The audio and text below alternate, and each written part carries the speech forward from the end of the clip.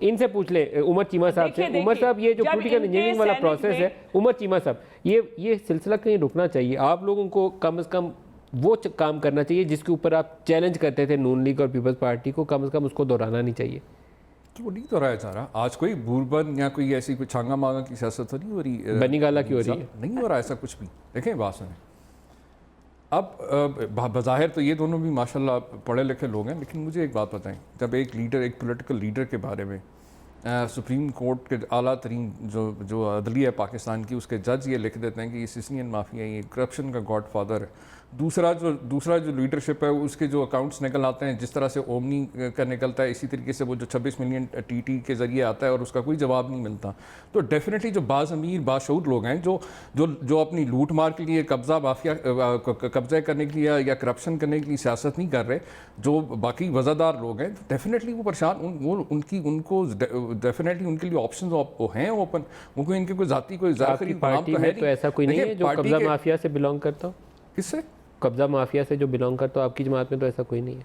नहीं, देखें मेरी बात सुनिए, मैंने आपसे पहले प्रोग्राम के शुरू में मैंने आपसे कहा कि हम एक पॉलिटिकल जमात है, और हमने पहले दिन कहा कि हमारे यहाँ ऐसा ना ही कभी किसी को पहले तहफ़्फ़ुज़ दिया गया है। ऐसे अगर किसी के ऊपर कोई इल्ज़ामात हैं और अगर आएगा भी तो किसी ना ही इन 11 महीनों में आप यानी कि किसी को ना कोई तहफ़्फ़ुज़ दिया गया। अलबत्ता टोटली इंडिपेंडेंटली जो है इदारों को कहा गया कि क्रॉस द बोर्ड अकाउंटेबिलिटी करो। और हमारे ऐसे लोग, डॉक्टर मुसद्दक मलिक ने अभी 20 बड़े पार्टी के बड़े अहम लोग, आपके 20 लोग आ जाएंगे, उनसे इस्तीफे लिए गए। परवेज खटक से शुरू करके आप चलते जाएंगे तो ब्रेक नहीं लगेगा। आपके सामने वो प्रोसेस कहीं भी नहीं रुका, वो सारा इन प्रोसेस है। वो जो नैब जो है जो इंक्वायरी स्टेज आएगी, और अभी हमारे बल्कि हमारे जो है डॉक्टर बाबर अवान, उनको जो है क्विटल भी मिला है अदालत से, लेकिन उसी केस में राजा परवेज अशरफ को नहीं मिला, बाकी लोगों को नहीं मिला। देखें वो अदालत ने जो तो ज़ाहिर सबूत और कानून के मुताबिक चीज़ें करनी होती हैं, लेकिन देखिए मैं समझ रहा हूँ इन दोनों साथियों की तो ज़ाहिर अपनी मजबूरी है। इन्होंने टाइम इसी तरह की कहानियाँ सुना के, क्योंकि पिछले 8-10 महीने से और कोई इनसे जब सवाल पूछे जाते हैं इनके पास जवाब नहीं होता, इन्होंने यही करना है। लेकिन आज जो चीज़ सबसे ज़्यादा देखें, हम कई दिनों से हम ये बात कर रहे होते थे कि हमारी जो नई नस्ल जो स्कूलों और कॉलेजों के अंदर है, जो उनको जो नशे की आदत जो लत लगाई गई है, उसके पीछे अगर एक हमारा एक कौमी इदारा एंटी नारकोटिक्स फोर्स, उसने अगर इफेक्टिवली एक गैंग को अगर उसने पकड़ा है, और बाकायदा वो जिस तरह आज डीजी साहब ने भी कहा कि हमारे पास सबूत है, जब अदालत पे थे, शहरयार अफरीदी ने कहा, शहरयार अफरीदी ने भी कहा, और उन्होंने भी कहा,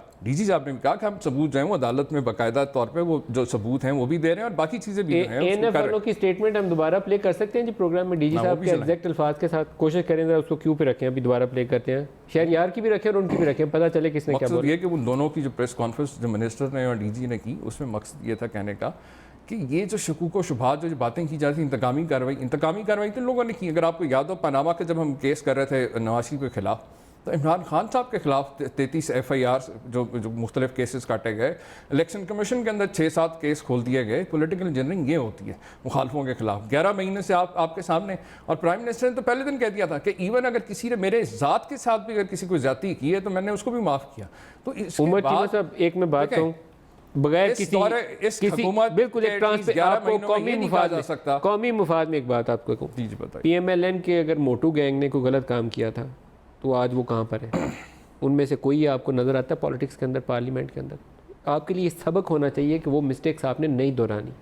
हमारी पूरी कोशिश भी यही है। अगर आप मोटू गैंग वाली करेंगे तो हमारा तर्ज सियासत ही इन लोगों से अलग है। देखें, हमने 22 साल अगर इमरान खान ने नहीं सड़कों पे गलियों में अगर इमरान खान ने नाम किया था ना मोटू गैंग, वो मिस्टेक्स ना दोहराई। ये मैं आपको बिल्कुल एक अच्छा मशवरा दे रहा हूँ, उससे सबक सीखिए और आगे बढ़ने की रास्ता निकालिए। उसी जगह पे फंसे रहेंगे ना तो आज एक मोटू गैंग है, कल दूसरा होगा, परसों तीसरा होगा, लेकिन पाकिस्तान आगे नहीं जाएगा। इसीलिए मलिक साहब, हमने इसीलिए इदारों को इंडिपेंडेंटली काम करना पे छोड़ा है, और हुकूमत के पास जो दूसरे चैलेंजेस हैं, जिस तरह आपने भी शुक्र है कि वो जो अभी जो कल जो हो गया, वो जो बोर्ड ने अप्रूव कर दिया, IMF के बोर्ड ने, हमारे यहाँ ये जो मायूसी फैलाई जा रही थी, जो बेयकीनी की कैफियत जो मायूसी फैलाने बैठे हुए थे कुछ लोग, एटलीस्ट उन शर्पसंद अनासर को डेफिनेटली मायूसी हुई होगी कि पाकिस्तान को, हम तो बड़े अरसे से कह रहे थे कि वज़ीर आज़म और उनकी टीम जो है मेहनत कर रहे हैं, कोशिश कर रहे हैं कि पाकिस्तान को इन बहरानों से निकाला जाए। और अब आपके सामने कि हम इकोनॉमिक स्टेबिलिटी की तरफ जा रहे हैं इंशाल्लाह ताला,